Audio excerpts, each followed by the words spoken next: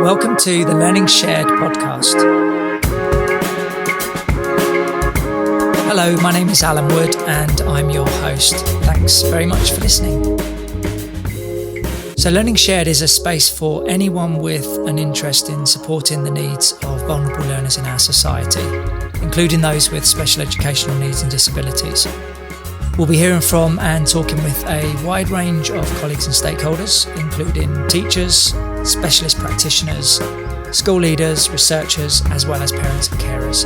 They'll be sharing creative, inspiring ideas, effective practice, and things they've learned along their journey. With that in mind, please get in touch if you'd like to suggest a topic for a future episode, or if you'd like to be involved in any way. You can visit us at www.learningshared.org or tweet us at _LearningShared. The LearningShared podcast is brought to you by Evidence for Learning and the EFL Send community. This is a growing community of teachers, practitioners, school leaders, researchers and academics that support children, young people and adults with special educational needs and disabilities, or indeed any form of additional learning needs.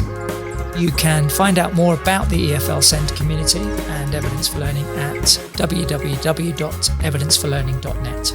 I hope you enjoy this episode.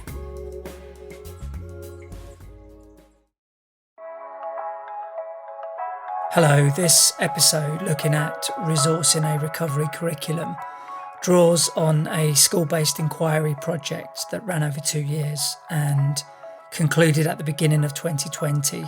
Our guests, Leigh Blakeman and Amy Hockey, have generously shared a number of resources, including a couple of videos that cover both the project and some of the work that they've been doing more recently during the current pandemic. They also talk through a presentation during this episode. I say that because if you're listening to the audio only version, there's a link to a video of the presentation on the recovery curriculum website at www.recoverycurriculum.org. And if you select episode 12, you'll be able to watch and listen to the slideshow, as well as access the videos and resources that Leigh and Amy have shared with us. Welcome to this next podcast edition in the Recovery Curriculum series. I'm Barry Carpenter and I'll be hosting today's podcast.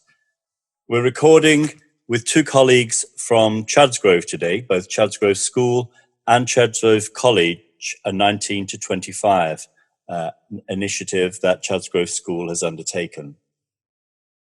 The focus of today's session is going to be routes to recovery, looking at practice, but particularly through Books Beyond Words, a national programme initially devised by Sheila, the Baroness Hollins, a psychiatrist who has been very eminent in her field, holding the position of President of the Royal College of Psychiatrists at one point.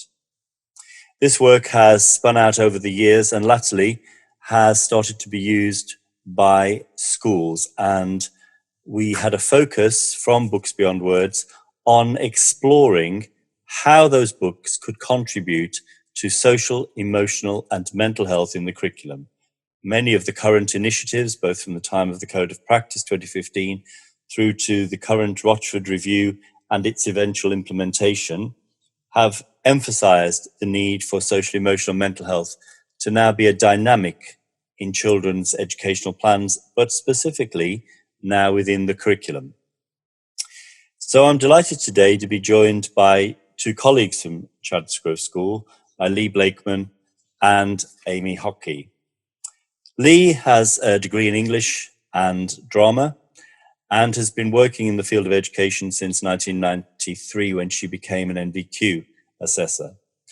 She works as an FE tutor within the Chadsgrove College and has been based there for a few years now, since the college's inception.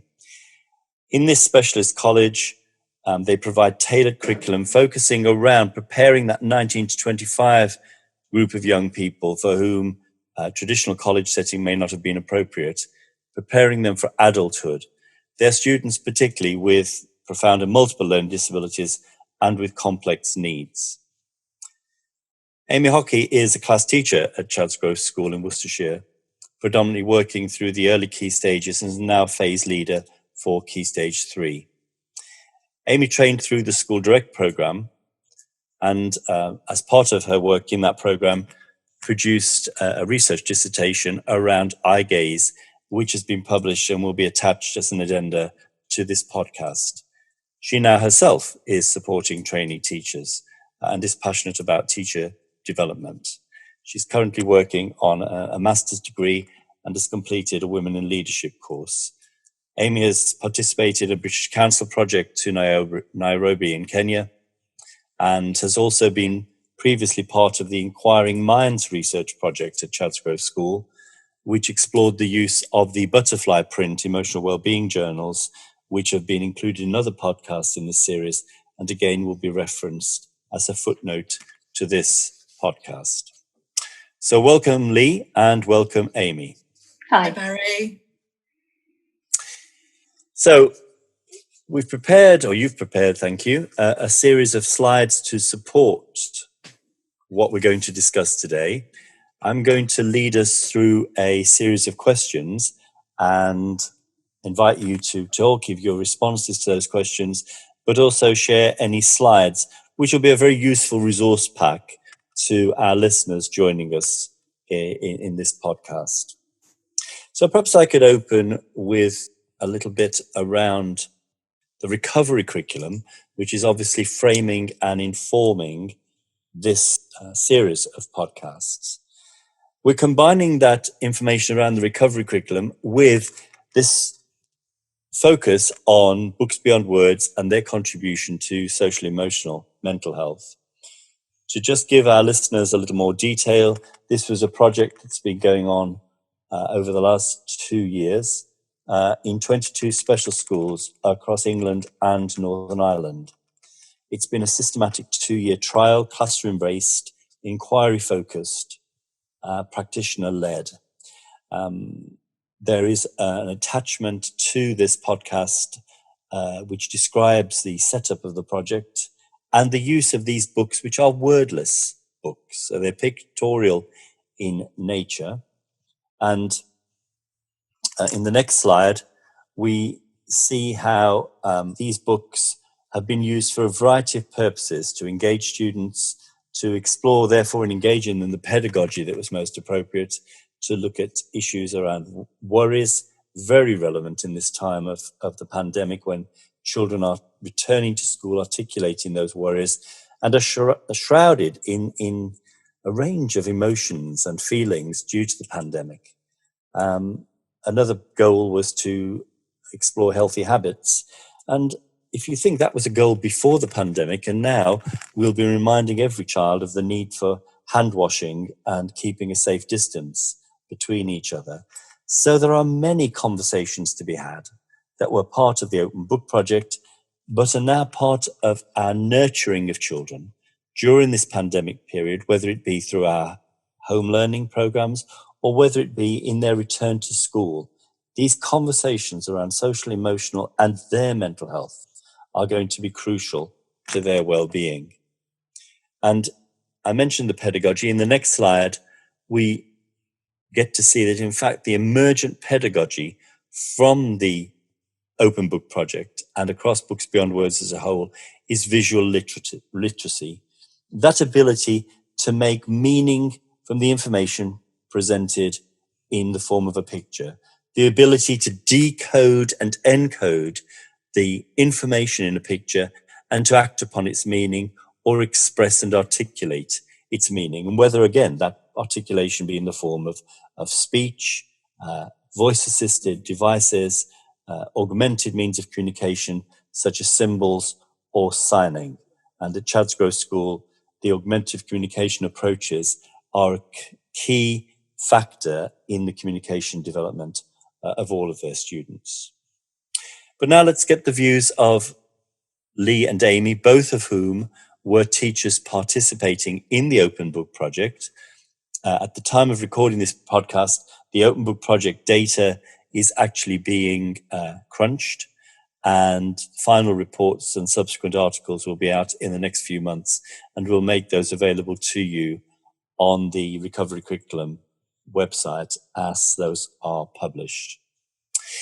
So Leigh, can I begin by asking you and trying to make these links between your experience of Books Beyond Words and now this new time that we find ourselves in, where we are still experiencing the pandemic in our country, but also considering the emotional welfare of our children, and particularly through the recovery curriculum. One of the 5 losses expressed in the recovery curriculum is the loss of friendship. So what would you recommend to other teachers to use to explore that particular issue? Hi, Barry. Well, I think the first one that I'd probably go to is a book that's familiar already to our students. Not that makes any difference whether you should use this book to begin with or not. It's a title called Making Friends. And it explores actually a gentleman or lady. There's another alternative version, which is the lady is the main character. And it explores his relationship with trying to make friends and doing things in the right way. As you said, Barry, Books Beyond Words gives you the opportunity to work with your students to explore issues. But this being one of the 5 losses, I think is really important to use to get our students to re-engage and to re-establish those friendships that was so important to them and are so important to their lives. They've been at home for a long time now. And I think things are probably very different kind of education at home. Even though we're trying to remain in contact as much as possible, there's a change to their normality. And therefore, I think we need to look at re-establishing boundaries around friendships as well. And this book is really excellent source to be able to do that. But also the whole kind of book club model that we've used from the very beginning, which is having a small group of students actually with a physical book in their hands, looking at those books and exploring those different pages, taking it in turns, listening to their friends, exploring different things, discussing things together, being there for each other are actually all key elements of friendship. So that in itself is very important in the whole kind of recovery curriculum in re-establishing those friendships. We've got students that will be leaving as well, so there'll be the loss of those friendships. So being able to discuss them in terms of students that may have left, but also with new students coming in, it will help our students to re-establish new friendships and work through boundaries and appropriate and inappropriate interaction between themselves. And I think you referred to the personal space as well. That's going to be very, very prevalent when we go back. And something that we did discuss in terms of the gentleman on the slide, you'll see Neil, one of the main characters.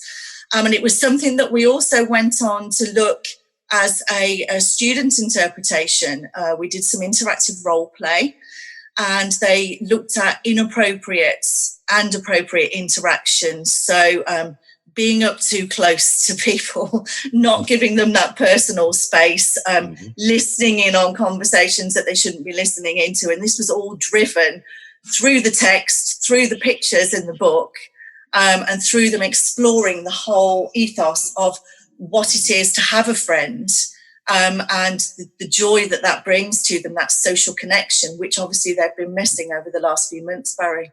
Absolutely. I think that element of reconnection is vital to their recovery as they return to school and re-establish their friendship groups, or indeed make new friendship groups, because many children will be returning in September to a new teacher and a new classroom and maybe a new class group. Thank you, Leigh. Let me move on now to Amy. Welcome. Amy, many children will not return, as I've just said, till September. And after those 6 months, will they return angry because their world has actually been turned upside down? which books, Amy, do you think would be helpful to a teacher to help recalibrate those emotions and the re-entry process for a child?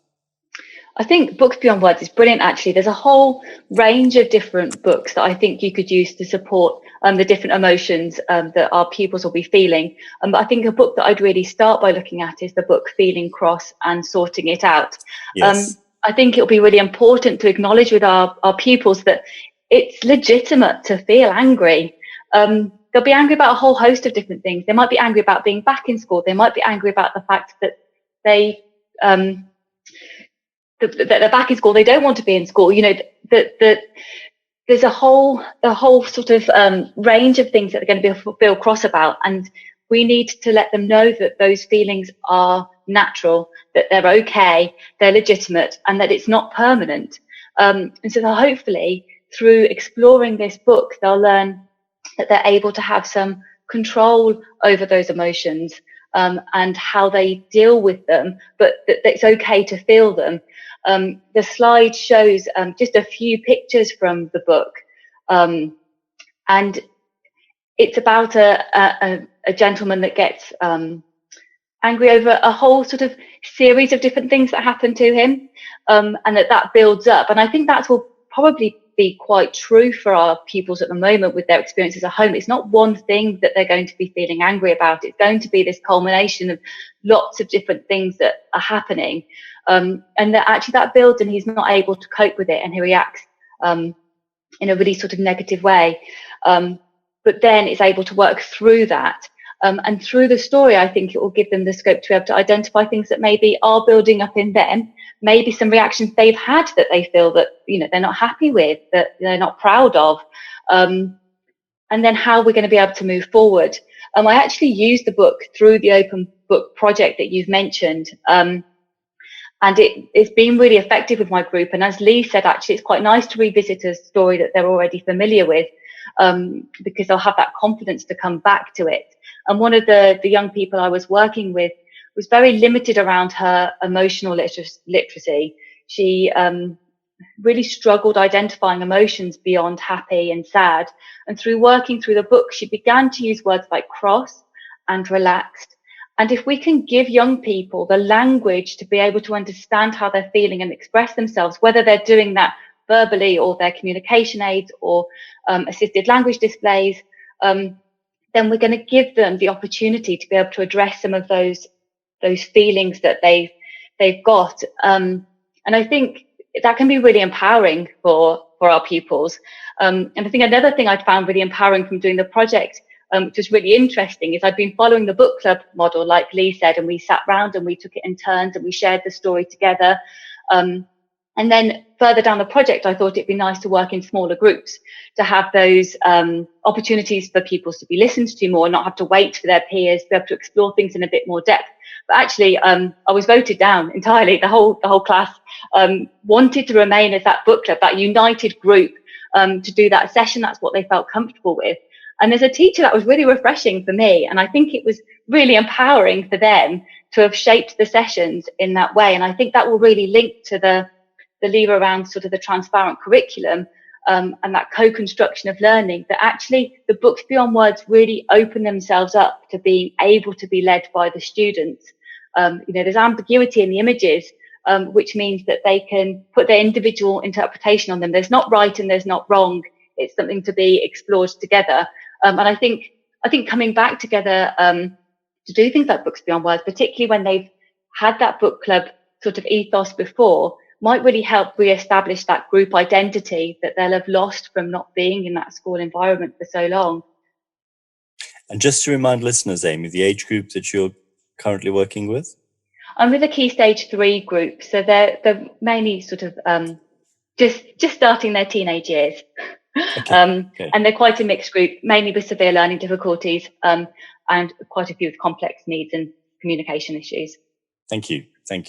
But a direct contrast in terms of age group and age profile to that Leigh's speaking of, the 19 to 25s in the college situation.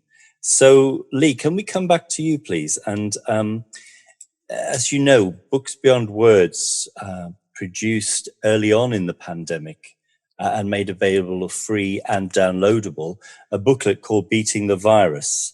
I wonder if you've had any experience of using this, and will you be using it? And in what ways do you feel it helps to explain the coronavirus and what's been lived through to your students? Maybe, Amy, if you'd like to comment subsequently as well. Yeah, thank you to Barry for bringing this up, because the first thing, obviously, I kind of reached for was the Books Beyond Words series, looking for books that I could draw information out from to use with the students coming back and over the time that they were going to be off, because it was an unknown feat at the time. We didn't know how long we were all going to be away. I think it's all been a lot longer than we actually hoped for or anticipated, which obviously is going to impact on the students' social, emotional, mental health. So having this so quickly produced by Books Beyond Words was fantastic, because then it actually, this book, Beating the Virus, we have started to use this in the form of Zoom sessions, which have been absolutely fantastic. And going back to the first point we discussed, Barry, which was around friendship and re-establishing those friendships. We've actually, going back to another point of Amy's, where she said that, her students completely said, no, we're not working in small groups. We want to be in the book club model, and we want to stay together. We don't want to break away. We found that over this period of time, one of our students, who's very kind of nervous and anxious, he actually decided that the Zoom calls were too much for him and really kind of withdrew. So I used this particular book on the downloadable format to kind of entice him back in to connecting with us as well. So not only have we been able to have conversations around beating the virus, we've also made that connection with one of our students. I'll talk about the video in a little while. We'll come back to that, but there is an example of that to highlight what I've been saying. But I think this has really given us the opportunity to have some of those, or start to have some of those open and honest conversations, which are going to be so important and vital to our students reconnecting and being able to feel in a place where they're ready to learn, and using this format of them co-constructing the stories. There is a story there, obviously, there's a representation, there's the visual literacy there, but it's about their visual interpretation of how they see things will give us as teachers a really strong feeling of actually where they are at, because we don't know the levels of exposure that our students have had. We don't know whether they know anyone who's had coronavirus. We don't know whether they know anyone who's passed away. We don't know whether they've watched television, whether they've heard figures about death tolls. We don't know quite how much they're going to be being affected or have been affected, how much they understand. So having this format to be able to go through a character who's actually familiar to them, again, I'll speak about that in a second, being able to look at this text and explore those ideas, see the levels of understanding, has been really helpful. And I think being able to give a safe forum for students to explore their worries, explore their fears, discuss how they've felt through this pandemic, allow them to have that emotional expression and have those conversations if they have been affected. And as we know, sometimes it's very difficult to open up, but having a character to talk about gives them that platform. Again, I think, Books Beyond Words for me has been one of the most useful resources and the biggest platform that I find that I can use to enable and empower my students, as Amy's already said, to feel safe to have those discussions and really kind of get underneath the skin of some quite upsetting topics as this whole pandemic has been. we've been affected ourselves. This is a new norm that we're coming back to, and the recovery curriculum is all about making that as stress-free and as pain-free as we can make it by allowing those conversations to happen.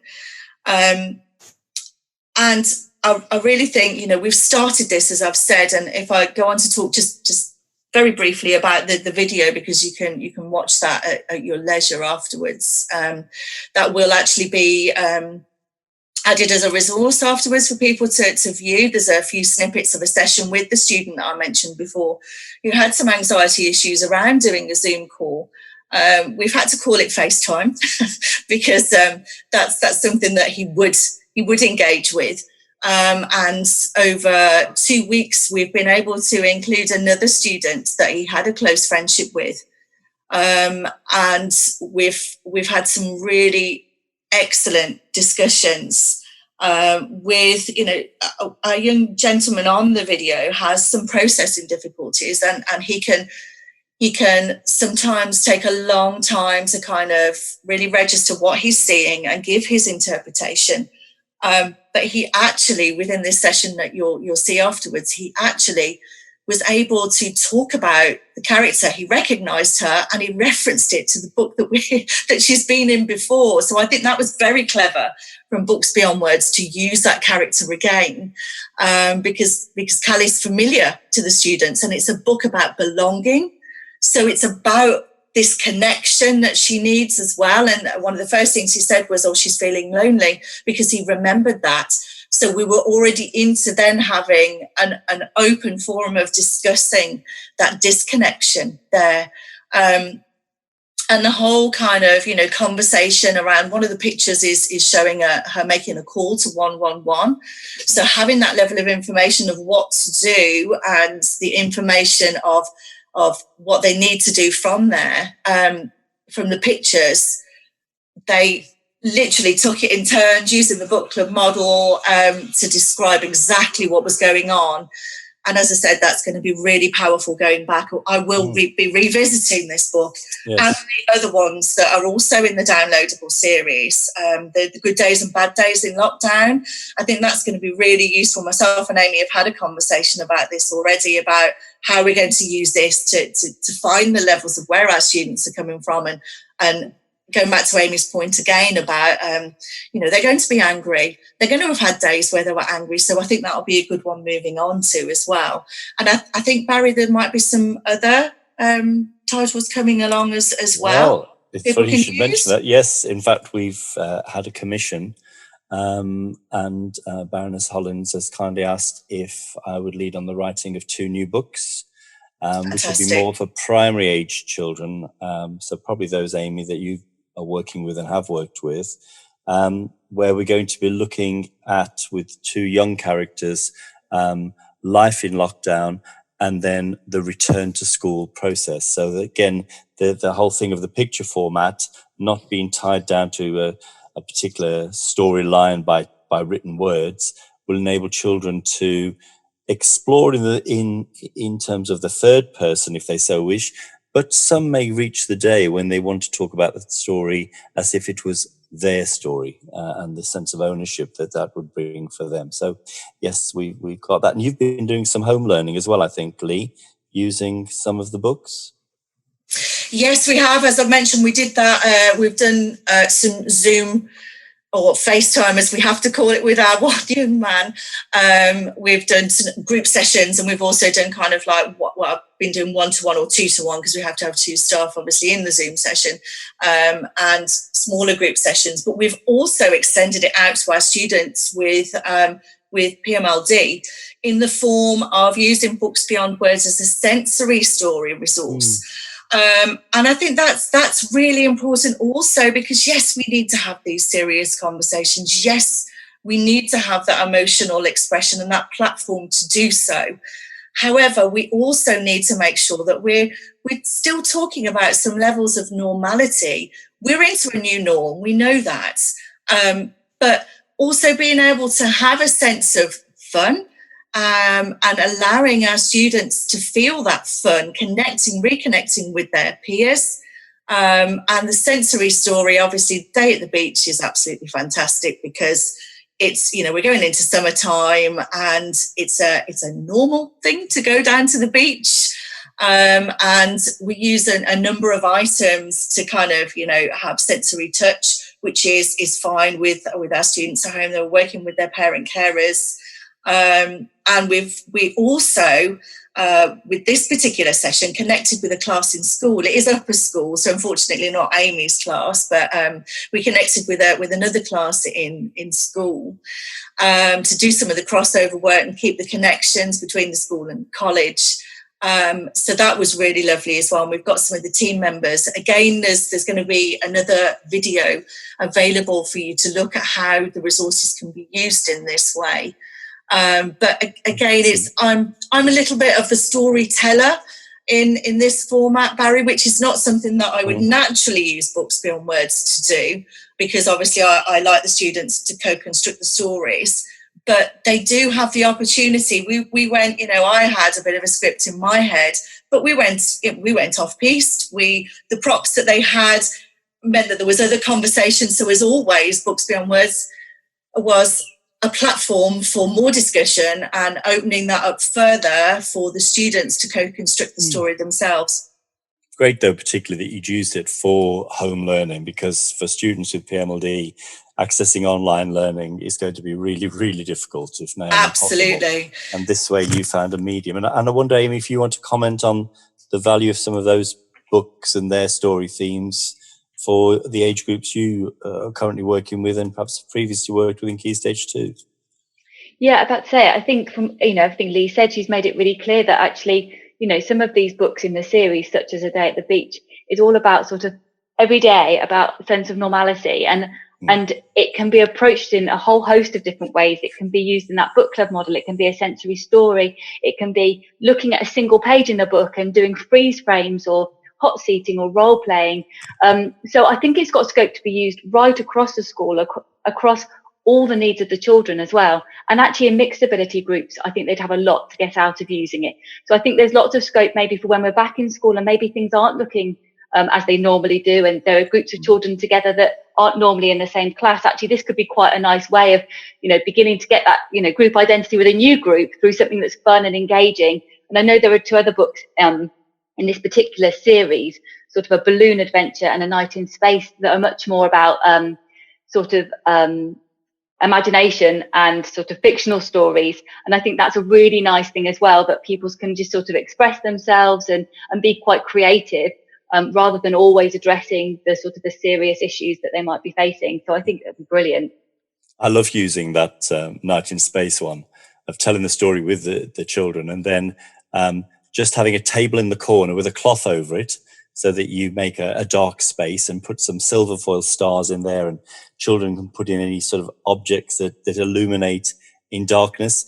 But then I put a torch in there with the Night in Space book, so children can go in there and tell the story with the torch, and it creates the atmosphere, I think, that supports that sort of Night in Space storyline. It's great one maybe for using in our multisensory room as well. Absolutely. Yeah. I think, Barry, if I can just jump in very quickly, when you were discussing with Amy about, and Amy was saying about jumping between the age ranges that we have in Chadsgrove School and Chadsgrove College, I think that is going to be it's going to be utilised actually as we start our begin back to school, because the school and college are actually working together, and the groups that we actually have coming back in as a very slow start back to school are mixed age groups in some instances, and we are actually my planning for what the days that I'm in do include obviously A Day at the Beach, and I'm glad you said about the space one, because I've been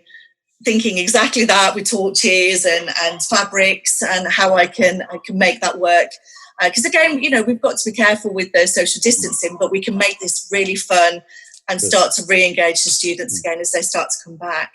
Thank you, Leigh. That's great. So finally, can I ask you, one of the 5 levers in the recovery curriculum, so one of the sort of pedagogical approaches, looks at the transparent curriculum. which encourages teachers to listen to the needs of the learners. And you've used the word, both of you, co-construct, to co-design the learning experience. Now, you each know the needs best of all for your individual students and children. But thinking of that personalised intervention with a child or with a student, which Books Beyond Words books in the series do you think you will use, and particularly with a view to resilience? Because we're talking, and Leigh, you've just mentioned there, that rejoining of the children. We've talked also about the reconnection, and now we're looking at their recovery that will lead to resilience, rebuilding their emotional resilience. So would you like to share with us your thoughts around that, Amy?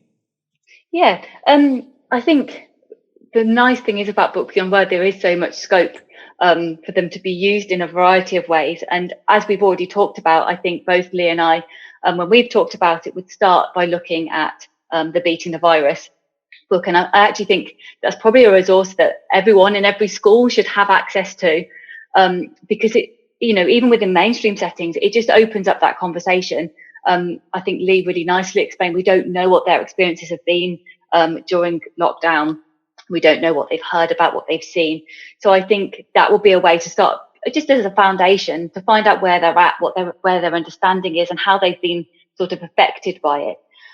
I think, as Leigh also mentions, the book Good Days and Bad Days in Lockdown, and actually, Barry, the books that you've talked about that are being produced at the moment, to explore their experiences, because I think we can all safely say we've had good days and bad days during lockdown, and that is obviously completely normal for everybody. But I think for the young people and the children that have been at home, not seeing their friends and not seeing their friends have their good days and their bad days, they don't really understand necessarily what's been happening, and that's been perfectly natural. And I think it could be quite a fun thing to explore, for staff and pupils together, about, what have been the bad days and what went wrong and how did you cope with it, and the good days. And I think the books will be a nice way to explore those themes, and sharing that book together, as we've talked about, will be, and I think this links to your recovery curriculum, Barry, around metacognition. Sharing that book together will be about bringing them together. They've all been learning in these completely different environments. They've been learning different things, and that needs to be celebrated. I mean, I've spoken to parents where they've noticed real achievements in their children when they've been at home. One mum I was talking to was talking about the independence that, because they haven't been rushing from one thing to another at the weekends, but, the children have been making their own snacks and keen to try and make their own drinks and do their own, jobs around the house. And so they've got all these new skills that suddenly when they come into school, they won't be doing in the same way, and yet we'll be requiring so much more of them in a different capacity. So I think through sharing books together and learning about our experiences, we can celebrate those things they've achieved, but also work towards re-establishing those pathways those learning pathways back to the school context, but doing it in a very sort of natural way that's not forcing them back into school, into that rigid framework. I mean, I know I've listened to the podcast that Matthew did, and he said not to look at outcomes, and I think that will be really important. And the nice thing with these books is the outcome from the books is to find out what's going on with the young people, and that's got to be at the heart of what we do. So I think that's where I'd start, and from there you'd be able to pick up the themes and then explore the other books that address those issues. So whether it's, cooking with their friends, enjoying sport and exercise, or addressing some of the difficulties they've had from their bad days around maybe communication or feeling particularly low, I think there'll be the books to support them in all those different ways. And on days when they're maybe feeling sad, Amy, that one of Sonia's feeling sad as well. To just identify the emotion in someone else and to help them to own their own emotion. And I think for lots, as you say before, Barry, I think for lots of our young people, it's much easier to do that through the books than it is to identify it within themselves. But actually through that process, I found with some of mine, they are beginning to be able to identify it in themselves. But I feel like every student can access the books at whatever level they're working at with their own sort of emotional literacy.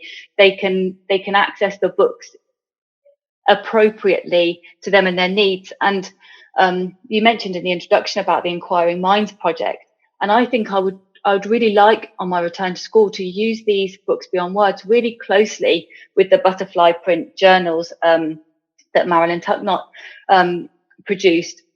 I was part of that Inquiring Minds research project with the paper written by Bev Cobill and Joe Egerton. And I found that because they're based on a therapeutic approach, there was a real engagement from the pupils. They were very easily adaptable actually for our special school classrooms. And it'd be a great tool if there are some issues that children are bringing up through using the books that we can explore in another way, in another medium.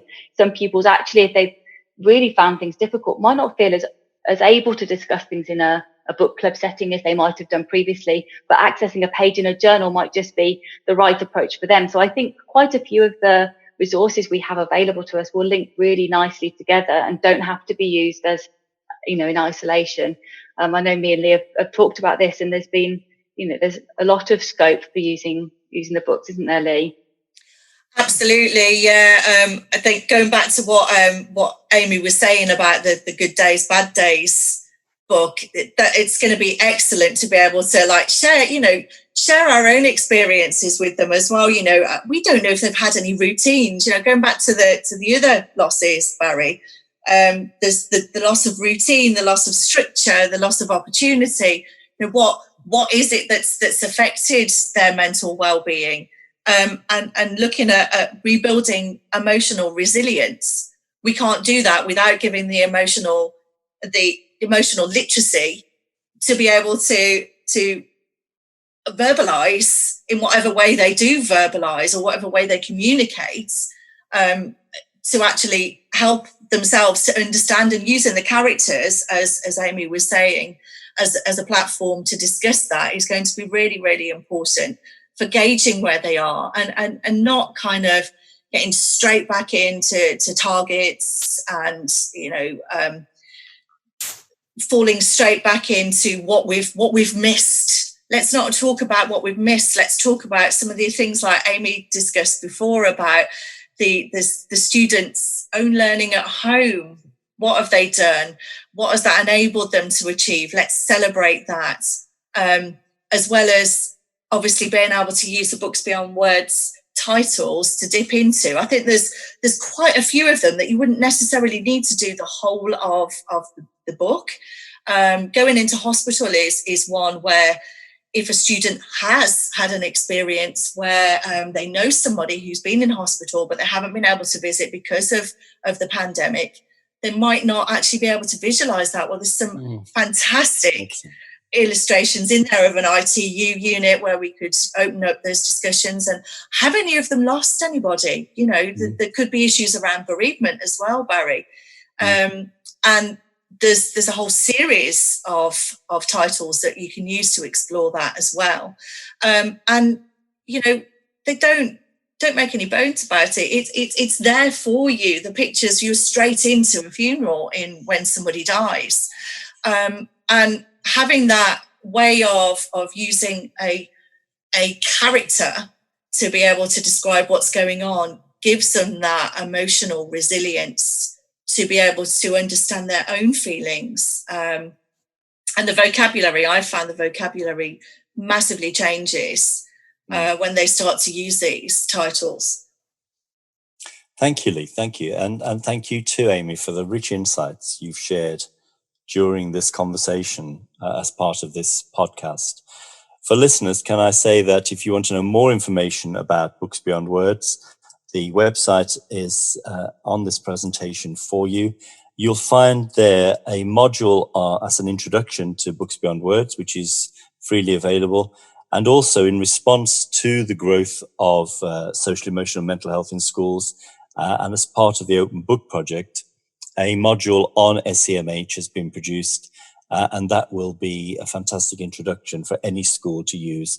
But as we're listening to this podcast, because Leigh and Amy have imaginatively brought to life the dynamics and the important emotional messages that Books Beyond Words carry, and how they can be molded around the lived experience of any child.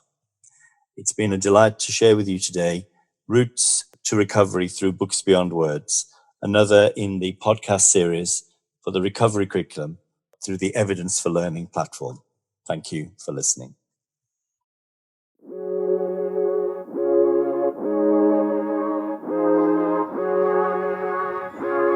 Thank you for listening.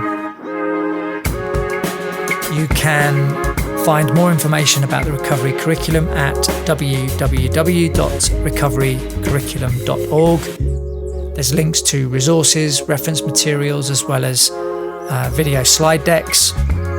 Barry Carpenter's webpage is www.barrycarpentereducation.com, and the homepage for the podcast is www.learningshared.org. You can email us at learningshared@theteachercloud.net or tweet us at _learningshared. Don't forget to subscribe so you don't miss an episode, and please do get in touch with feedback if you'd like to either suggest a topic for a future episode or if you'd like to be involved in any way. Finally, you're welcome to join the conversation via one of our online communities of practice. We've got groups on Facebook and LinkedIn, and details are on the Recovery Curriculum and LearningShared web pages. You can search for Recovery Curriculum as a group inside Facebook.